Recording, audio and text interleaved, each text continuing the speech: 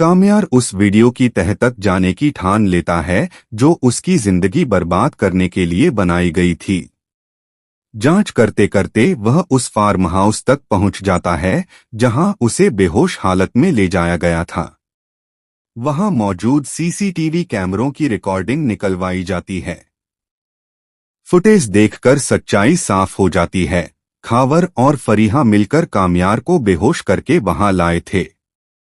सच सामने आते ही कामयार एक पल भी देर नहीं करता और सीधे आयरा के घर पहुंच जाता है। वह आयरा को पूरी वीडियो दिखाकर कहता है कि यही उनकी असलियत है। लेकिन आयरा का भरोसा पूरी तरह टूट चुका होता है।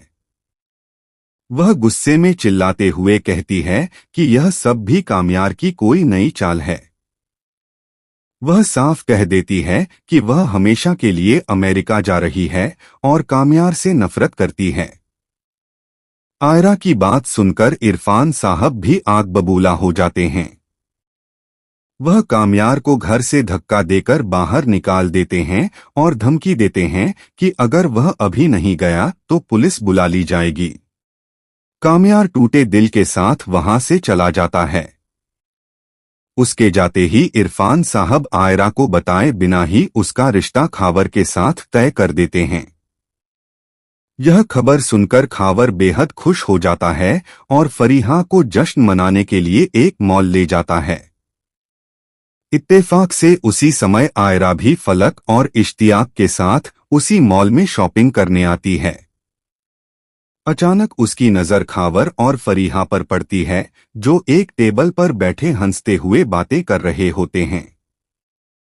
आयरा चुपचाप उनके पीछे खड़ी हो जाती है। तभी खावर कहता है कि उनका प्लान पूरी तरह कामयाब हो गया और उन्होंने कामयार को बुरी तरह फंसा दिया। यह सुनते ही आयरा के पैरों तले जमीन खिसक जाती है। गुस्से में वह आगे बढ़ती है और खावर के चेहरे पर जोरदार थप्पड़ जड़ देती है। वह चीखते हुए कहती है कि उसने उसके भरोसे के साथ गद्दारी की है। खावर भी आपा खो देता है और हाथ उठाने ही वाला होता है कि तभी इश्तियाक पीछे से उसका हाथ पकड़ लेता है। वह खावर को जोर से धक्का देता है जिससे वह जमीन पर गिर जाता है और उसे मॉल से बाहर निकाल देता है। फरीहा वहीं फूट फूट कर रोने लगती है और आयरा के सामने सच्चाई कबूल कर लेती है। वह बताती है कि यह सब उसने खावर के कहने पर किया था। सच्चाई जानकर आयरा के पैरों से ताकत निकल जाती है। वह घबराकर कामयार को फोन करती है लेकिन कॉल रिसीव नहीं होती। डरते हुए आयरा फलक के साथ सीधे कामयार के घर पहुंचती है। कमरे का दरवाजा खुला होता है।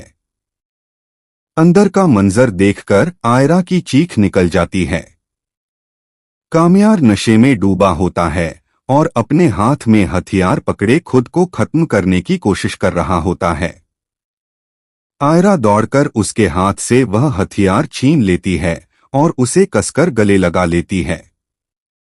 रोते हुए वह उससे माफी मांगती है और कहती है कि अब उसे पूरी सच्चाई पता चल चुकी है और वह बेगुनाह है। कामयार को अपनी आंखों पर यकीन नहीं होता। आयरा उसे अपने साथ घर ले जाती है और इरफान साहब के सामने सारी हकीकत बयान कर देती है। इरफान साहब को अपनी गलती का एहसास होता है और उन्हें गहरा पछतावा होता है। कामयार तुरंत पुलिस स्टेशन जाकर फरीहा और खावर के खिलाफ सारे सबूत जमा कर देता है। अगली ही सुबह पुलिस दोनों को गिरफ्तार कर जेल भेज देती है। सब कुछ ठीक होने के बाद कामयार मौलवी साहब को लेकर आयरा के घर पहुंचता है। दरवाजा आयरा का भाई खोलता है। बिना देर किए इरफान साहब निकाह की रस्म शुरू करवा देते हैं। निकाह पूरा होते ही कामयार के फोन पर सोहेल साहब की कॉल आती है। वह रोते हुए बताते हैं कि दादी की तबीयत अचानक बहुत ज्यादा खराब हो गई है और उन्हें तुरंत अस्पताल बुलाया जाता है। कामयार बेचैन होकर निकलने लगता है लेकिन इरफान साहब उसे पहले दुआ मांगने को कहते हैं। इसके बाद काम्यार और आयरा सीधे अस्पताल पहुंचते हैं। दादी आईसीयू में होती हैं। दोनों को साथ देखकर दादी के चेहरे पर सुकून भरी मुस्कान आ जाती है। वह दोनों का हाथ पकड़कर कहती हैं कि उनकी आखिरी ख्वाहिश पूरी हो गई है और वे दोनों हमेशा एक दूसरे का साथ निभाएं। इतना कहते ही दादी की आंखें हमेशा के लिए बंद हो जाती हैं। काम्यार उनसे लिपटकर फूट फूट कर रोने लगता है।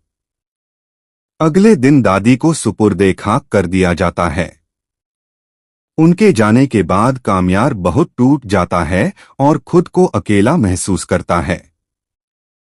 लेकिन आयरा हर कदम पर उसका सहारा बनती है, उसे प्यार देती है और संभालती है। धीरे धीरे काम्यार के जख्म भरने लगते हैं। वक्त के साथ दोनों अपनी जिंदगी को फिर से सामान्य बना लेते हैं और एक नई शुरुआत हंसी खुशी के साथ करते हैं।